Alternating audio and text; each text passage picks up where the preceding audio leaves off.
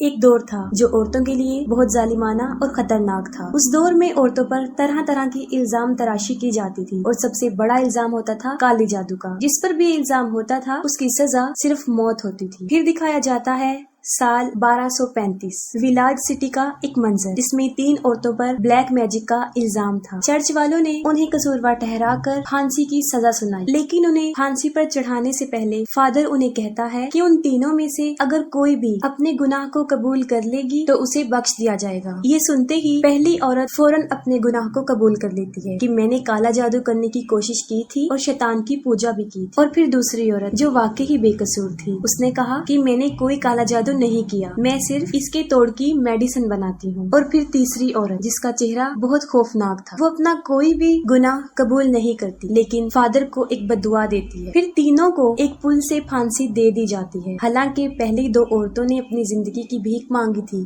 لیکن اس دور میں کالے جادو کی سزا صرف موت تھی۔ پھانسی دینے کے بعد سپاہی ان کی ڈیڈ باڈیز کو ندی میں لٹکا دیتے ہیں اور پھر وہاں سے چلے جاتے ہیں، لیکن انہیں فادر روک لیتا ہے اور کہتا ہے کہ ہم ان کی ڈیڈ باڈیز کو ایسے ہی نہیں چھوڑ سکتے اور کالے جادو کی اثرات کو بھی ختم کرنا ہے، جس کے لیے اسے سالومن کی ایک کتاب سے کچھ الفاظ ان کی ڈیڈ باڈیز پر بولنے ہوں گے، ورنہ اس کا نتیجہ بہت برا نکل سکتا ہے۔ لیکن سپاہی ان باتوں پر بلیف نہیں کرتے تھے، وہ پادری کی کوئی بات نہیں سنتے اور وہاں سے چلے جاتے ہیں۔ لیکن پھر جب آدھی رات ہوتی ہے تب فادر سالومن کی وہ کتاب اس ندی پر لے کر آتا ہے اور ایک ایک کر کے ان عورتوں کی ڈیڈ باڈیز کو باہر نکالتا ہے۔ پھر ان کی ڈیڈ باڈیز پر کچھ الفاظ بولتا ہے جسے منتر کہا جاتا ہے۔ ان میں سے 2 عورتوں کی ڈیڈ باڈیز میں سے تو شیطان چلا جاتا ہے، لیکن تیسری عورت زندہ ہو جاتی ہے، لیکن اب وہ ایک خوفناک شکل کی وچ بن گئی ہوتی ہے اور فادر کو ہی مار کے پل سے لٹکا دیتی ہے۔ اور پھر کافی سال گزر جانے کے بعد 13ویں صدی دکھائی جاتی ہے اور اس دور میں جنگوں کا آغاز ہو چکا ہوتا ہے اور چرچ کی طرف سے لاکھوں کی تعداد میں لوگ جنگ کے لیے شرکت کرتے ہیں، لیکن ان میں سب سے زیادہ جو بہادر تھے وہ 2 سینک تھے جنہوں نے تقریباً ہر جنگ میں ہی بڑی بہادری کے ساتھ شرکت کی تھی۔ وہ دونوں آپس میں فرینڈز ہوتے ہیں اور ایک دوسرے کا کافی خیال رکھتے ہیں، جن میں سے ایک کا نام فیلسن اور دوسری کا نام بہمن ہوتا ہے۔ ان لوگوں نے چرچ میں شامل ہو کر بہت بہادری کا مظاہرہ کیا اور وفاداری کا ثبوت دیا۔ پھر انہوں نے سال 1544 میں سمیریا پر حملہ کیا، ان لوگوں کے ساتھ ان کی جنگ ہوئی اور انہوں نے بہت بڑی تعداد میں لوگوں کو قتل کیا، لیکن اس جنگ میں بہت جلد ان لوگوں کو اس بات کا پتہ چل جاتا ہے کہ ان کے خلاف لڑنے والے کوئی سپاہی نہیں ہیں بلکہ وہ عورتیں اور بچے تھے، اور یہ بات انہیں تب پتہ چلتی ہے جب بہمن کی تلوار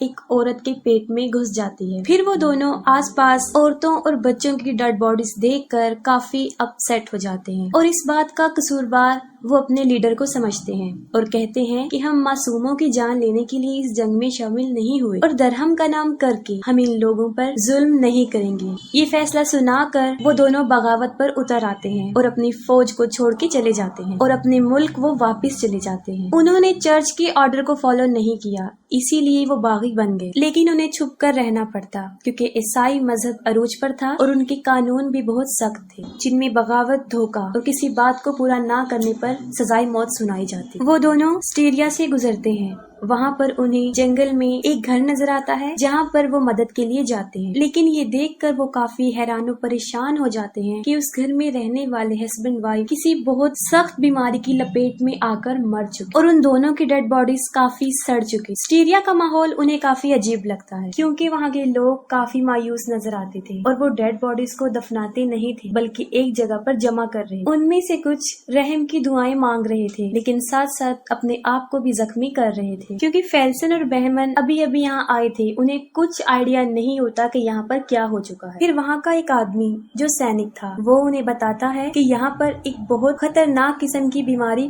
پھیل چکی ہے جس میں لوگوں کا جسم گلنے سڑنے لگتا ہے اور یہ بیماری پچھلے 3 سالوں سے عروج پر ہے۔ وہ کہتا ہے کہ اسی بیماری میں میری پوری فیملی بھی مر چکی ہے۔ وہ لوگ یہاں پر اپنی مدد کے لیے کچھ سامان اکٹھا کرنے آئے ہوتے ہیں لیکن ان کی تلوار کسی سپاہی کی نظر میں آ جاتی ہے اور وہ اسے پہچان لیتے ہیں۔ جب وہ اس جگہ کو چھوڑ کر جا رہے ہوتے ہیں تو ان کے سپاہی ان کو پکڑ لیتے ہیں اور بادشاہ کے سامنے پیش کرتے ہیں اور وہ بھی اس بیماری کا شکار ہو چکا ہوتا ہے۔ بادشاہ کو فیلسن اور بہمن کے بارے میں پتا ہوتا ہے کہ وہ دونوں بہت بہادر سولجر ہیں، لیکن اب وہ بغاوت پر اتر آئے ہیں۔ بادشاہ انہیں بتاتا ہے کہ یہ بیماری جہنم سے آئی ہے جسے ایک عورت اس دنیا میں لے کر آئی ہے اور اسے ہم نے قید کیا ہوا ہے، اور کہتا ہے کہ اس کا توڑ صرف سالومن کی کتاب میں ہے اور وہ کتاب بھی زیورک میں ہے اور ان وچ کو زیورک لے جانا ہوگا۔ تو وہاں کے لیڈرز اس بات کو ڈیسائیڈ کریں گے کہ ان کے ساتھ کیا کرنا ہے، لیکن ہمارے سپاہی یہ نہیں کر سکتے کیونکہ ہمارے سپاہیوں پر اس کا اثر جلدی ہو جاتا ہے۔ وہ آفر کرتا ہے کہ اگر تم یہ کام کر دو تو چرچ تمہارے سارے گناہ معاف کر دے گا، لیکن بہمن اس کو کرنے سے انکار کر دیتا ہے کیونکہ ابھی بھی اس کے دل میں آخری جنگ کا افسوس تھا۔ ان کا انکار سن کے بادشاہ کو غصہ آ جاتا ہے اور وہ ان دونوں کو ایک جیل میں قید کروا دیتا ہے، لیکن اس جیل میں وہ وچ بھی ہوتی ہے۔ وہ لڑکی دیکھنے میں وچ نہیں لگ رہی تھی، لیکن بہمن کو اس پر ترس تب آتا ہے جب آدھی رات کو وہ اپنے زخموں کی وجہ سے کانپ رہی ہوتی اور رو رہی ہوتی ہے، لیکن بہمن اس پر ترس کھا کے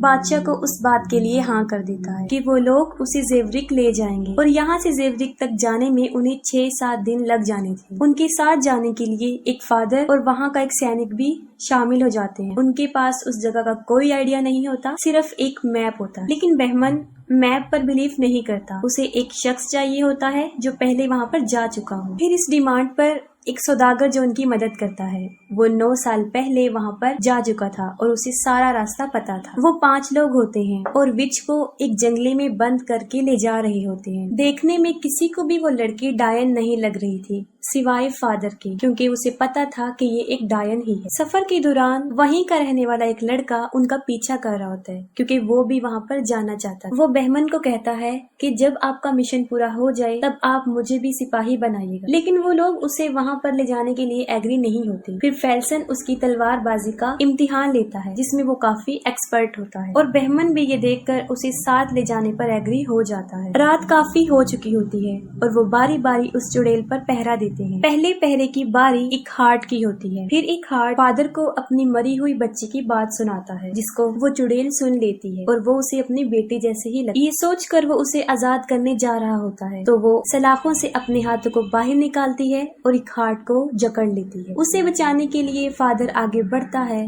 لیکن وہ ڈائن اس کو بھی زخمی کر دیتی ہے۔ اس کے گلے میں بگی کی چابی ہوتی ہے، وہ اسے نکال کے وہاں سے بھاگ جاتی ہے۔ یہ سب ہونے کے بعد فیلسن اور بہمن بھی اٹھ جاتے ہیں، وہ ان کے پاس آتے ہیں لیکن تب تک وہ چڑیل بھاگ چکی ہوتی ہے۔ اس جگہ کے قریب ایک گاؤں ہوتا ہے، وہ وہاں پر چھپ جاتی ہے۔ سب اسے پکڑنے کے لیے اس کے پیچھے جاتے ہیں لیکن وہ کسی کے قابو بھی نہیں آتی کیونکہ وہ بار بار غائب ہو رہی تھی۔ پھر ایک ہارٹ کو اپنی مری ہوئی بچی نظر آتی ہے۔ وہ لڑکی کافی بری حالت میں ہوتی ہے اور مدد کے لیے بلا رہی ہوتی ہے۔ وہ اس کی بیٹی نہیں ہوتی بلکہ وہ ڈائن اسے ویژنز دکھا رہی، لیکن ایک ہارٹ کو یہ سب کچھ سچ لگ رہا ہوتا ہے۔ وہ ان آوازوں کے پیچھے بھاگتا ہے لیکن وہاں پر وہ لڑکا تلوار لے کر کھڑا ہوتا ہے جو ان کے ساتھ آیا تھا۔ ایک ہارٹ کو وہ نظر نہیں آتا اور تلوار اس کے پیٹ میں گھس جاتی، جس پر کائے کافی حیران ہو جاتا ہے کہ ایک ہارٹ کیوں نہیں رکا، کیونکہ وہ چڑیل اسے مختلف جھوٹے ویژنز دکھا رہی تھی۔ ایک ہارٹ تو اسے بچانے کے لیے کھولنے جا رہا تھا لیکن وہ ایک ہارٹ کو ہی مار دیتی ہے۔ اس کے مرنے کے بعد وہ دوبارہ اس لڑکی کو قید کر لیتے ہیں جو کہ ان سے کافی منتیں کرتی ہے کہ اسے چھوڑ دیا جائے اور اسے دوبارہ جنگلے میں بند کر دیا جاتا ہے۔ پھر فادر ان سب کو سمجھاتا ہے کہ وہ کوئی بھی اپنے دل کی بات شیئر نہ کرے کیونکہ وہ ڈائن اسے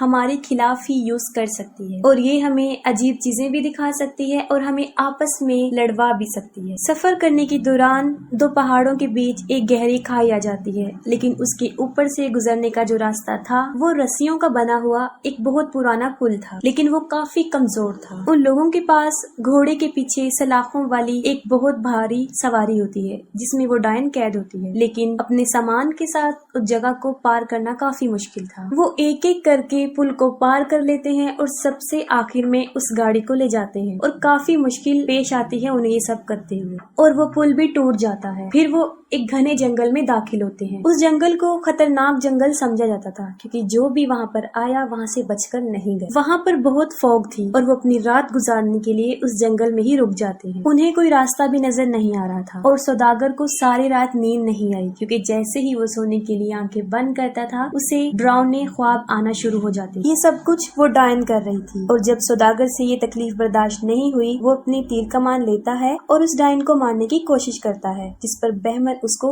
منع کر دیتا ہے۔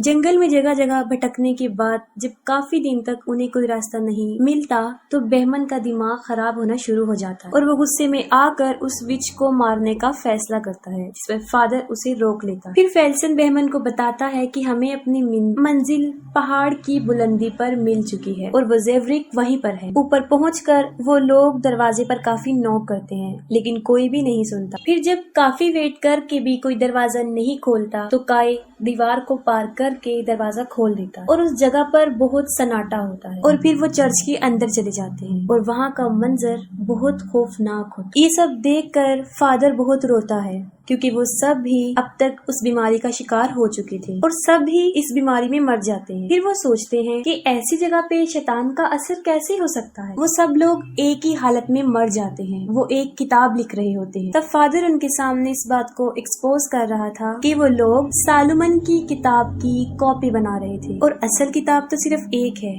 जो इनके पास, और उनमें इस बीमारी और शैतान के असर को खत्म करने के कई मंत्र थे। उन लोगों को यहाँ पर आने से बहुत उम्मीदें होती हैं, जिस पर बहमन कहता है कि यही हमारे पास लास्ट होप है और कहता है कि वो लोग मर गए हैं, वो बड़ी बदकिस्मत थे, लेकिन अब तुम ही हो जो हमें इस मुसीबत से निकाल सकते हो। फिर पादरी उस किताब को खोलता है और मंत्र पढ़ना शुरू करता है, लेकिन उस डायन पर इसका कोई असर नहीं होता और डायन की आवाज मर्दों जैसी हो जाती है और वो बहमन की सारी बुराइयों को वहाँ पर एक्सपोज कर देती है। उस डायन के अंदर एक शैतानी रूह होती है और वहीं पर सारे राज फाश हो जाते हैं और फादर फौरन समझ जाता है कि ये कोई डायन नहीं है बल्कि इसके अंदर किसी शैतानी रूह का कब्जा है जो जहन्नुम से आया है और इसी ने ही वो बीमारी फैलाई है और अब जहन्नुम से निकल के वो इस दुनिया में आना चाहता है। फादर का गैस बिल्कुल ठीक होता है और वो डीमन के मंत्र बोलना शुरू करता है, जिससे फौरन डीमन पर असर होना शुरू हो जाता है और फिर उसका असली शैतानी रूह सबके सामने रिवील हो जाता है, बहुत खौफनाक शक्ल वाला। वो उन सलाखों को पिघला कर वहाँ से उड़ जाता है, लेकिन काय मंत्र पढ़ना नहीं छोड़ता। मंत्र के कंप्लीट होते ही डीमन के अंदर